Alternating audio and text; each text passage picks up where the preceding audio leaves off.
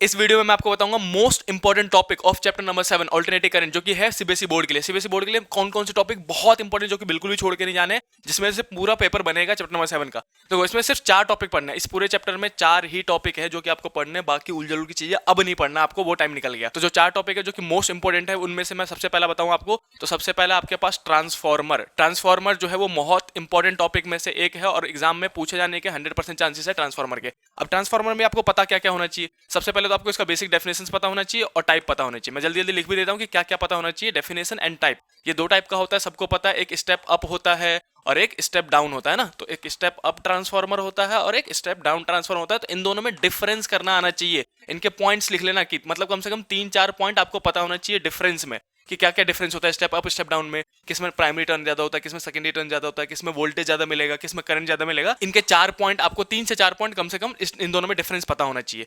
दूसरा पॉइंट इसका प्रिंसिपल। बच्चों प्रिंसिपल भूल जाते हैं, बताओ 1 नंबर का सीधा सीधा क्वेश्चन है कि इस ट्रांसफार्मर का प्रिंसिपल क्या है। और तीसरा आपको डायग्राम बनाना आना चाहिए। इसमें डायग्राम देख लेना, बनाने को आ जाता है कई बार। और चौथा और लास्ट टॉपिक जो ट्रांसफार्मर करोगे आप, वो ये कि कुछ न्यूमेरिकल प्रैक्टिस करना है आपको। कुछ न्यूमेरिकल बेसिक फॉर्मूले हैं, तो कुछ न्यूमेरिकल उस पर प्रैक्टिस कर लेना। न्यूमेरिकल्स एंड फॉर्मूले, यहाँ पे लिख देता हूं मैं फॉर्मूले।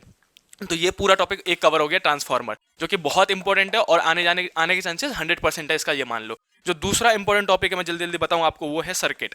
सर्किट पढ़ना है आपको। सर्किट आने के चांसेस 3 नंबर वाले क्वेश्चन में होते हैं। तो सर्किट कौन कौन से पढ़ने हैं आपका, आपने बहुत सारे सर्किट पढ़े होंगे इस चैप्टर में। तो जो सबसे पहला टॉपिक पढ़ना है आपको, वो पढ़ना है एलआर सर्किट, और आपने पढ़ा होगा आरसी सर्किट। आरसी सर्किट और एलआर सर्किट में यहाँ पे आरसी लिख देता हूँ, आरसी सर्किट। और तीसरा भी ले लो इसी में, and LCR circuit, LCR circuit. बस ये 3 सर्किट पढ़ने हैं। आरएल सर्किट पढ़ना है आपको, आरसी सर्किट पढ़ना है और एलसीआर सर्किट। इन तीनों सर्किट में पढ़ना क्या क्या ये भी देख लो। बच्चे कंफ्यूज होते हैं कि भैया कितना पढ़ना है इसमें। तो सबसे पहले तो आप इन सबका जेड का फॉर्मूला पता होना चाहिए। जेड मतलब होता है इंपीडेंस। सबका इंपीडेंस का फॉर्मूला पता होना चाहिए आपको। सबका आपको करंट का फॉर्मूला पता होना चाहिए कि वोल्टेज अपॉन में जेड होता है, जेड अप्लाई करना आना चाहिए आपको। सबका ग्राफ पता होना चाहिए। ग्राफ किसका भाई, ग्राफ पता होना चाहिए आपको इंपीडेंस। अब जब मैं यहाँ पे ग्राफ बना दूं तो इंपीडेंस जेड का ग्राफ किसके साथ, फ्रीक्वेंसी के साथ बोल देता है, कई बार ओमेगा के साथ बोल देता है। तो सबका ग्राफ पता होना चाहिए आपको। और सबका फेजर डायग्राम देख लेना, फेजर डायग्राम। फेजर डायग्राम देखना जरूरी है सबका ही। तो आपको ये बेसिक मिनिमम इतनी चीजें पता होनी चाहिए सर्किट में कि कितने कितने टाइप के सर्किट होते हैं अपने पास, 3। आपको आर एल सर्किट पढ़ना है, आरसी सर्किट पढ़ना है, एलसीआर सर्किट पढ़ना है। क्या क्या पढ़ना है, इंपीडेंस और करंट पे फॉर्मूला आएंगे। दूसरा आपको ग्राफ पता होना चाहिए सबका, और फेजर डायग्राम पता होना चाहिए। और इसी में एक चीज और, आपको कैपेसिटर वाले क्वेश्चन में फंसाएंगे। जहां कहीं कैपेसिटर आ जाए तो आपको पता होना चाहिए कि एसी और डीसी में कैपेसिटर क्या करता है। तो जो रेजिस्टेंस है एक्ससी एंड एक्सएल, इसका फॉर्मूले ध्यान से देख लेना, ये बहुत बार फंसाते हैं। तो ये हो गया अपने पास दूसरा टॉपिक जो कि सर्किट। सर्किट में आपको इतना कवर कर लिया आपने, पूरा टॉपिक कंप्लीट हो गया। तीसरा मोस्ट इंपॉर्टेंट टॉपिक जो मैं आपको बोलूं, वो इस बार देखो एसी जनरेटर है सिलेबस में, तो आपको एसी जनरेटर भी देख लेना। एसी जनरेटर, एसी जनरेटर में है क्या, कुछ भी नहीं, बेसिक बेसिक से चीजें हैं। सबसे पहले इसका डेफिनेशन पता होना चाहिए एंड प्रिंसिपल पता होना चाहिए।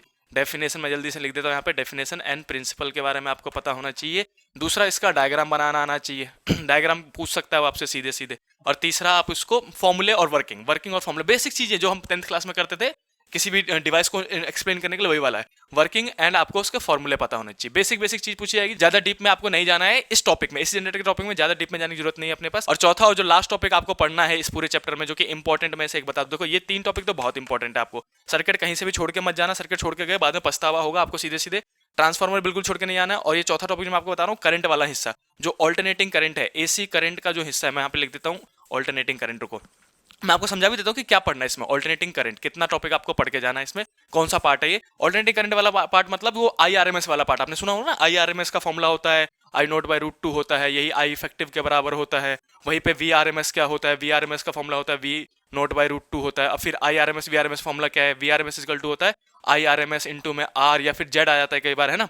We R M S equal to होता है I R M S into में जेड। तो ये वाले हिस्से जो थे आई वी और इन सब में ग्राफ, वो आपको पता होना चाहिए कि ऑल्टरनेटिंग करंट को कैसे कन्वर्ट करते हैं। इस पे बेसिक न्यूमेरिकल आने के चांसेस है। 2 से 3 नंबर में न्यूमेरिकल आ सकते हैं इसमें, 2 से 3 नंबर में इसमें न्यूमेरिकल आ सकते हैं। तो ये हो गया टोटल 4 टॉपिक जो कि आपने कवर कर लिया। मतलब आप चैप्टर नंबर 7 को कंप्लीटली कवर करके बैठे हो बोर्ड एग्जाम के लिए। अब आपको most probably 95+ of this chapter आपने कंप्लीट कर लिया, ये जैसे ये 4 टॉपिक कंप्लीट कर लेते हो। तो जिसमें से सबसे इंपॉर्टेंट ट्रांसफार्मर, एसी सर्किट और ऑल्टरनेटिव करंट और एसी जनरेटर। तो जल्दी से इन टॉपिक को कंप्लीट करो। और चैप्टर नंबर 7 भी आपका कंप्लीट हो गया। अब वीडियो में कमेंट करके बताने की हो रही है कि नेक्स्ट चैप्टर जल्दी से कौन सा चाहिए आपको। तो इस वीडियो को लाइक करो, शेयर करो, मिलते हैं नेक्स्ट वीडियो में, तब तक के लिए बाय बाय।